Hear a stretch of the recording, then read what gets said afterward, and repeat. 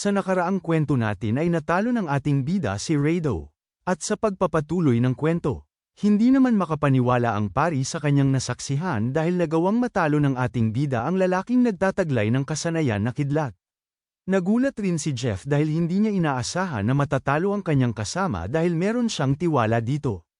Habang ang ating bida naman ang hinugot niya na ang espada na nakabaon sa kanyang tagiliran ay bigla niyang tinutok ito kay Jeff, at tinanong niya ito kung ano na ang kanyang gagawin dahil meron pa namang lakas si Chrome na makipaglaban. Agad namang nagsalita si Shelly na sa ngayon ay 2 laban sa 1 na ang labanan. Tinutukan nilang dalawa ng espada si Jeff at dahil wala na siyang pagpipilian ay agad naman niyang hinawakan ang kanyang leeg upang maglunsad ng pag-atake. Bigla naman siyang bumuga ng lason na hamog at kumalat ito sa paligid dahilan nang hindi sila makakita. Maya-maya pa ay merong nabasag na salamin at dito bago umalis si Jeff ay nagbilin muna siya ng babala sa kanila at sinabi niya na mga tanga silang lahat dahil kinalaban nila ang Evil Dragon dahil lang sa sirang simbahan na ito. Dagdag niya pa na sila ang namamahala sa bayan ng ito at sinabi niya na simula ngayon ay hinding-hindi na sila mabubuhay ng maayos sa bayan na ito at bago siya tumalon ay sinabi niya pa na pagsisihan nila ang ginawa nila sa kanya. Pagtapos noon ay nakahinga naman ng malalim si Shelly dahil wala ng mga kalaban. Ginagamot naman ni Chrome ang sugat sa kanyang tagiliran habang iniisip na kahit papaano ay nagawa niyang talunin ang kalaban nang hindi niya nalalabas ang kanyang tunay na anyo.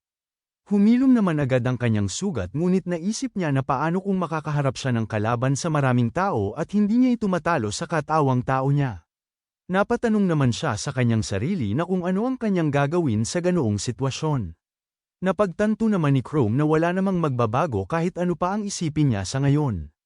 Makalipas ang ilang sandali ay pinaupo na nila ang pari. Pinasalamatan naman ng pari si Shelly at ang ating bida at sinabi niya alam na ng Panginoon ang mangyayari sa kanila kung sakaling wala dito si Chrome para iligtas sila. Habang ang mga bata naman ay manghang-mangha na tinititigan ng ating bida. Kinamusta naman ng pari ang lagay ng sugat ni Chrome dahil nakita niya kanina na malalim ang pagkakabaon ng espada sa kanyang tagiliran. Sagot naman ni Chrome sa kanya na maayos na ang kanyang sugat dahil meron siyang kasanayan na regeneration. Napagtanto naman ni Chrome na dahil sa kakagamit niya ng kanyang kasanayan na regeneration, ibig sabihin lang nun ay kaunti na lamang ang kanyang mana para mapanatili ang kanyang anyong tao. Kaya naman napagdesisyonan niya na kailangan na niyang magmadaling bumalik sa kanyang tinutuluyan. Sinabihan naman ni Shelly ang pari na hindi na sila pwedeng manatili sa bayan na ito. Dagdag niya pa na sa kanyang pagbabalik ay mas lumala ang sitwasyon sa bayan na ito sa loob lamang ng maiksing panahon at baka ang mga Evil Dragon ay babalikan sila dito upang makapaghiganti. Kaya naman nagmungkahi si Shelly na kailangan na nilang lumipat patungo sa capital. Malungkot naman na tugon ng pari na alam ni Shelly na hindi niya pwedeng gawin yon. Tama naman si Shelly na mas mainam ang lumipat sa capital subalit hindi nila kayang mamuhay sa capital dahil sa taas ng bilihin at buwis. Naisip rin ng pari na dahil sa layo ng bayan na ito sa capital ay mahihirapan siyang dalhin ang mga bata doon. Hindi naman sumang-ayon si Shelly at sinabi niya na hindi na sila pwedeng manatili dito dahil sa ginagawa ng Evil Dragon sa kanila. Dagdag niya pa na tutulong siya sa abot ng kanyang makakaya para lamang makaalis sila sa lugar na ito. Sagot naman ng pari na kaya nilang alagaan ang mga sarili nila kasama ang mga bata. Dagdag pa niya na ang pinakaimportante sa ngayon ay makaalis silang dalawa sa bayan na ito dahil simula ngayon ay tatargetin na sila ng Evil Dragon. Bahagyang nalungkot naman si Shelly at naalala niya ang banta sa kanila ni Jeff. Sinabi naman ng pari na ang mga taong yun ay iniingatan lamang nila ang kanilang reputasyon at babalik silang muli upang makapaghigante kahit anuman ang mangyari. Tahimik lamang ang ating bida at walang naging tugon. Makalipas ang ilang sandali ay nakalabas na sila ng simbahan at nagpapasalamat si Shelly sa pagligtas niya sa kanila at humingi rin siya ng tawad dahil wala siyang masyadong nagawa sa bandang huli. Bigla niya naman tinanong ang ating bida na kung ano na ang kanyang gagawin ngayon. Sagot naman ni Chrome na plano niya sanang magpahinga na sa kanyang tinutuluyan kaso lang pagkatapos ng pangyayari ay nagdesisyon siya na huwag na lang muna sa ngayon. Agad niyang tinanong si Shelly subalit hindi na tinuloy dahil naisip niya na hindi niya pwedeng tanungin si Shelly ng biglaan. Naisip rin niya na hindi aabandonahin ni Shelly ang simbahan na iyon sa kadahilanang iyon ang nagpalaki sa kanya pagkatapos niyang maulila sa bayan na ito. Subalit sa ngayon ay pinupunterya na si Shelly ng Evil Dragon. Habang pinagmamasdan niya si Shelly, napaisip siya na sa ngayon ay mananatili na lamang siya sa simbahan upang maprotektahan niya ang mga tao doon, subalit sigurado rin siya na babalikan sila ng Evil Dragon sa simbahan na yun kung doon siya mananatili. Kagaya nga ng sinabi ng pari na wala silang kakayahan na dalhin ang lahat ng mga bata sa capital. Subalit naisip niya na kung iiwan na lang niya basta-basta ang mga ito ay sigurado siyang kukunin ng mga Evil Dragon ang mga ito. Pinagmasdan niya si Shelly at napatanong siya sa kanyang isipan na kung ano na ang kanyang gagawin ngayon. Hindi na alam ni Chrome ang kanyang gagawin sa ngayon. Kaya naman agad niyang tinanong si Shelly na kung pwede ba niyang ikwento sa kanya ang patungkol sa butas ng sakuna na siyang rason sa pagkawasak ng bayan na ito. Sinabi ni Shelly na sa tingin niya ay nalaman ng mga tao ang paglitaw ng butas ng sakuna sa hilagang bahagi ng bayan nila, subalit minungkahi ni Shelly sa kanya na hayaan na lang ni Chrome ang tungkol dito. Dagdag niya pa na noon ay may itinalaga ang kapital ng mga kabalyero upang sugpuin ang sakuna, subalit humantong lang ito sa pagkamatay ng 20 na katao. Hindi naman makapaniwala si Chrome na ang mga taong ipinadala ng bansa ay namatay lahat. Dagdag pa ni Shelly na pagkatapos ng pangyayaring yun ay hindi na muling binigyan ng pansin ng kanilang bansa ang bayan nila. Pagkarinig niya ng kwento ni Shelly ay malinaw na sa kanya ngayon ang kanyang gagawin. Lulupigin niya ang butas ng sakuna at tatapusin niya ang dungeon disaster. At palayain ang bayan ng Oddfield sa mga kamay ng Evil Dragons. Naisip ni Chrome ang kanyang layunin kaya siya nagpunta dito para maghanap ng lugar kung saan namamalagi ang halimaw na mas mataas pa sa kanya ang level upang makapag-level up siya ng mabilis. Kaya naman naisip niya na ang dungeon na kung saan naubos ang mga kabalyero ay kwalipikado sa kanyang hinahanap. Hindi rin niya papayagan ang mga Evil Dragon na maghari sa lugar na ito at hindi siya aasa sa kanila na silang bahala sa mga halimaw na pumunta sa bayan na ito dahil kung matatalo niya ang pinunong halimaw ng dungeon disaster dito ay sigurado siya na pupunta dito ang mga tauhan ng bansa nila upang sugpuin ang paghahari-harian ng mga Evil Dragon sa lugar na ito. Sa isip-isip naman ni Chrome na mas matigas siya kagaya ng halimaw kaya umaasa siya sa kanyang kakayahan na makakapag-level up siya sa dungeon dito upang masagip niya ang bayan ng Oddfield at maka-evolve sa kanyang susunod na anyo. Makalipas ang ilang oras ay nakarating na si Jeff sa kuta ng Evil Dragon, at dito meron siyang iuulat sa kanyang pinuno na si Galrod. Nagsumbong siya na sa kalagitnaan ng kanilang paghahanap ng alipin ay meron pumihil sa kanila. Dagdag niya pa na pati si Rado ay hindi umubra sa kanila. Sinabi niya na ang gumawa nito sa kanyang kasama ay ang lalaking mapatla ang balat at tinatawag itong Chrome. Minungkahi niya sa pinuno nila na balikan nila ang taong yun at para parusahan siya. Ngumiti naman si Jeff habang inaalala niya si Chrome at sa isip-isip niya na siguro nga ay may kakayahan ang batang ito na talunin siya, subalit ito na ang kanyang katapusan at pagsisisihan niya na kinalaban niya ang Evil Dragon. Kinonfirma naman ni Galrod na kung tumakbo ba siya sa puntong natalo ang kanyang kasama. Laking gulat naman ni Jeff dahil hindi ito ang inaasahan niyang tugon mula sa kanyang pinuno. Napahawak naman si Galrod sa kanyang sandata at agad naman siyang tumayo. Tinanong niya si Jeff kung ano ba ang tingin niya sa kanya. Nauutal naman na tumugon si Jeff na isa siyang kahanga-hanga at nakaka-inspire na tao. Maya-maya pa ay hinampas ni Galrod ang kanyang malaking palakol malapit kay Jeff. Sinabi naman ni Galrod sa kanya na sa tingin niya ay hindi yun ang wastong katanungan niya, kaya naman tinanong niya ulit ito kung sino ba ang mas kinakatakutan niya, ang batang iyon o siya. Hindi naman nag-alinlangan sa pagsagot si Jeff dahil sa takot niya, sinabi niya na mas nakakatakot si Galrod kaysa sa batang iyon. Galit naman na sinabi ni Galrod sa kanya na dapat hindi na niya mantsahan ulit ang pangalan ng Evil Dragon dahil kung hindi ay siya na mismo ang papatay kay Jeff kung mangyari man ulit yun, at sabay talikod niya habang si Jeff naman ay tumugo na naiintindihan niya. Habang pinagmamasdan ni Jeff si Galrod, naisip niya na si Galrod ay kilala bilang gumagamit ng brutal na paraan at hindi kapani-pani walang lakas ng kasanayan. Tinatawag siya na halimaw ng Oddfield. Kahit na si Galrod ay gustong-gusto ang palayaw na yun. Naisip naman ni Jeff na talagang patayin siya ni Galrod kung mauulit pa ang pangyayaring ito. Makalipas ang ilang sandali ay kinakausap ni Galrod ang babae na tinatawag na Canela. Tinanong niya ito kung bakit nabawasan ang taong nagbabantay sa butas ng sakuna, dagdag pa nito na patanong na kung binigyan niya ba siya ng pahintulot upang gawin niya yon. Wala naman naging tugon si Canela sa kanya at tinanong niya ito kung bakit hindi niya sinasagot ang kanyang katanungan. Dagdag niya pa na kung hindi mapapanatili ni Kenela ang lugar na yun sa ilalim ng kanyang pamamahala ay sigurado siya na malaking problema ang maidudulot nito sa kanila. Sa wakas tumugon na si Kenela at sinabi niya na kaya nabawasan ang nagbabantay sa butas ng sakuna sa kadahilanang meron siyang mas pinagtutuunan ng pansin dahil nakatunog siya na merong umaaligid na mga bantay na galing sa kanilang bansa at dagdag niya pa na parang hindi na natuto ang mga ito sa kanilang pagkakamali noon. Nakita nila ang iilan sa mga ito subalit ang iba ay umaaligid pa rin sa bayan kaya sinabi niya busy siya sa kakaimbestiga sa mga ito. Nagalit naman si Galrod dahil sa kanyang nalaman na nandito na naman ang mga tauhan ng kanilang bansa. Sinabi niya na kung sinusubukan nila na muling punteryahin siya ng mga ito ay wala na siyang magagawa kundi turuan ang mga ito ng leksyon na kagaya ng ginawa niya kasama si Kenela. Tugon naman ni Kenela na alam niya ang nararamdaman ni Galrod subalit minungkahi niya na hindi magandang idea na magwala siya. Dagdag niya pa na hindi pa niya alam kung sila nga ba ang minamanmanan ng mga ito o hindi kaya ang butas ng sakuna. Pinapahintay niya muna si Galrod upang malaman niya ang katotohanan sa likod ng kaso na ito. Kinagabihan ay umakyat naman si Chrome sa babong upang mahanap niya ang butas ng sakuna. Hindi naman siya nahirapan sa paghahanap nito dahil sa laki nito. Sinabi niya na ang dungeon na yun ay ang nagpahirap sa bayan ng Oddfield. Hindi naman masukat ang ligayang nadarama ni Chrome dahil nakapagpahinga na siya at handa na siyang umpisahan ang kanyang plano. Maya-maya pa ay nakita ni Chrome ang mga tao at nagtaka siya kung bakit ang dami nila sa labas.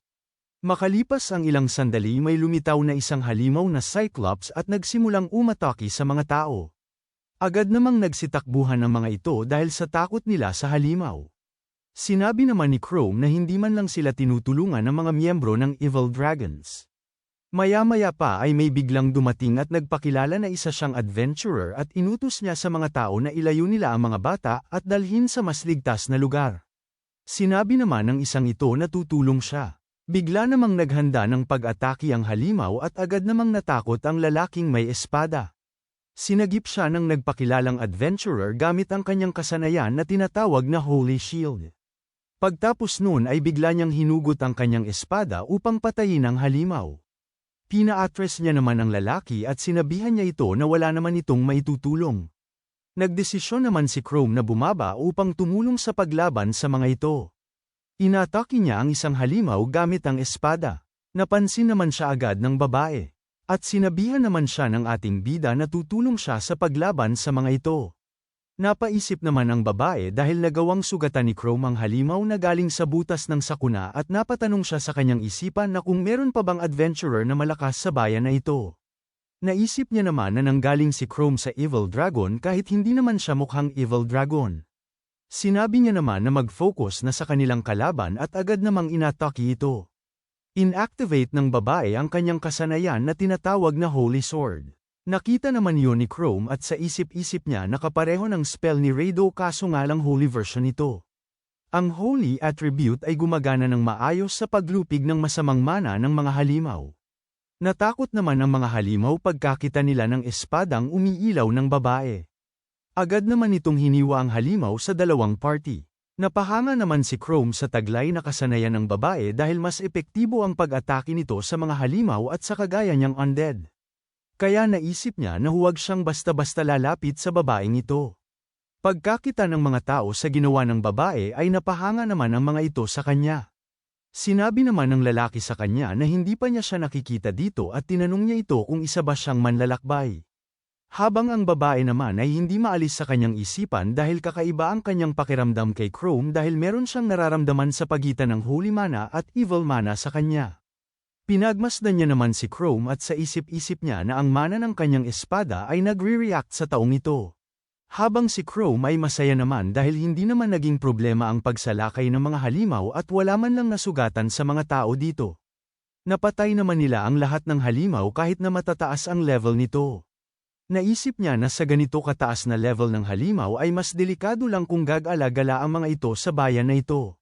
Narinig niya na pinuprotektahan ng Evil Dragon ang mga tao dito subalit sa ngayon ay wala man lang kahit ni isa ang nandito sa kanila para tumulong. Pinagmasdan ni Chrome ang mga tao sa paligid niya at parang hindi siya mapalagay dahil ayon sa kanya na parang may mali.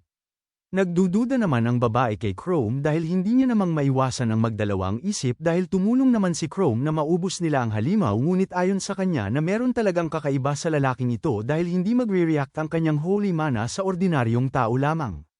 Naisip rin niya na walang magtatangkang lumapit na mga high level dito sa bayan na ito. Kaya naman huhugutin niya na ang kanyang espada upang makasigurado siya. Habang masaya naman si Chrome dahil walang ni isang nasaktan subalit merong gumuhulo sa kanyang isipan.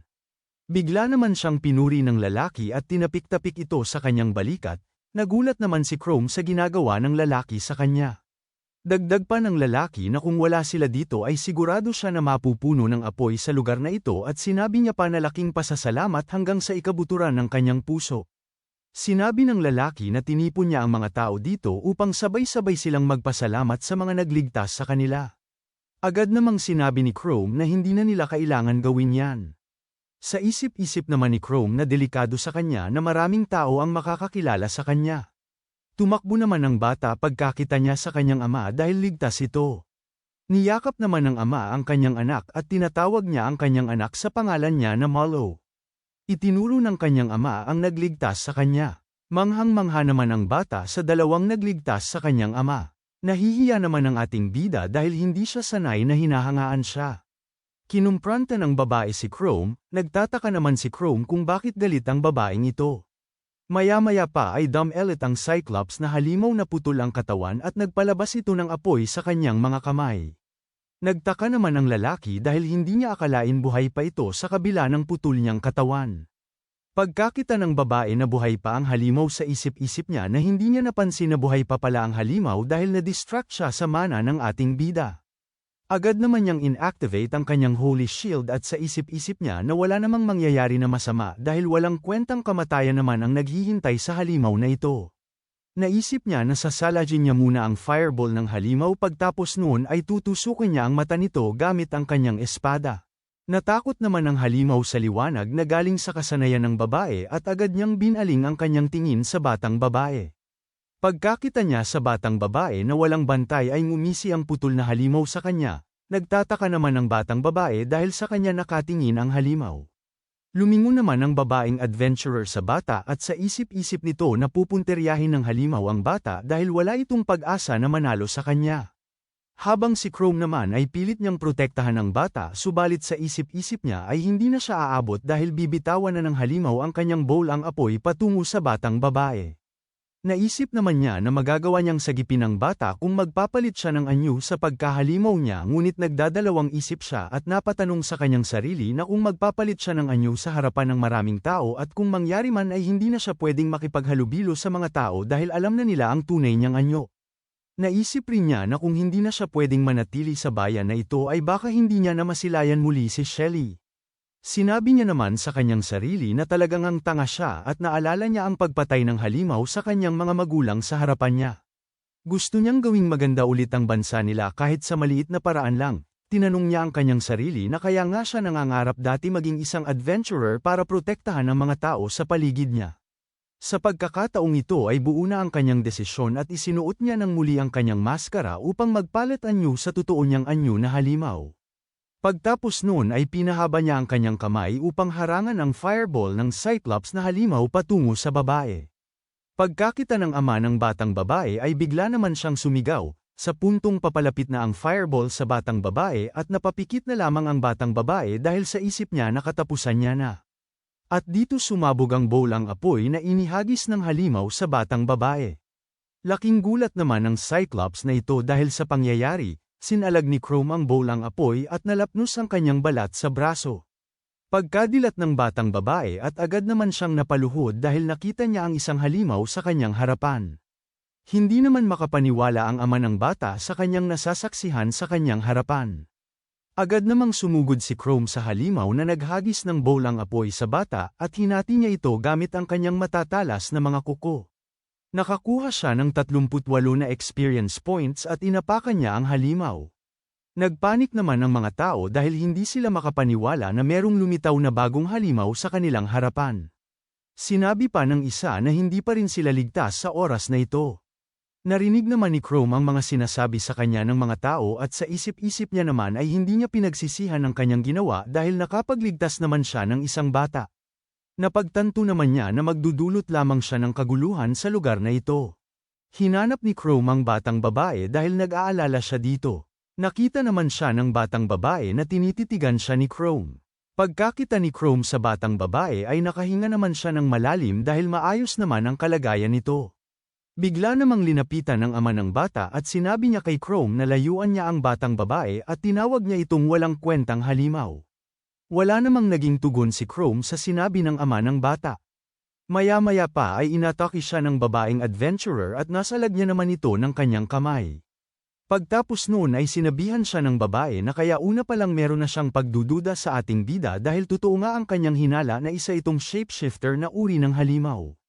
Sinigaw niya na isang kahabag-habag na halimaw na nag-anyong tao upang makagawa ng surpresang pag-atake, dagdag niya pa na mas nakakakilabot at napakadelikado ni Chrome kumpara sa Cyclops na halimaw kanina. Pagkarinig ng mga tao sa sinabi ng babae ay agad naman silang nagpanik at sinabi ng isa na katapusan na nila. Nagtataka naman ang isang lalaki na kung bakit wala pa hanggang ngayon ang Evil Dragon dito.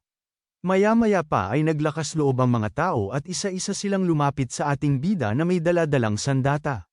Sa isip-isip naman ng ating bida na ayos lang ito sa kanya dahil ginagawa niya naman ang tama. Sinabi niya naman sa kanyang sarili na hindi dahil gumawa siya ng kabutihan ay kabutihan rin ang ibabalik sa kanya ng mga tao dahil isa siyang halimaw. Tumakbo naman siya agad palabas ng bayan na ito, habang ang mga tao ay nagsisigawan sabi ng isa na mabuti na lang natakot sa kanila ang halimaw at tumakbo papalabas ng lugar nila. Habang tumatakbo si Chrome ay binato pa nila ito ng bato sa mukha. Hanggang dito na lang muna mga bossing. Kung gusto mo subaybayan ang kwentong ito, mag-like, comment at mag-subscribe na rin at i-hit ang notification bell para updated ka sa mga bagong videos. Kita-kits sa susunod mga boss.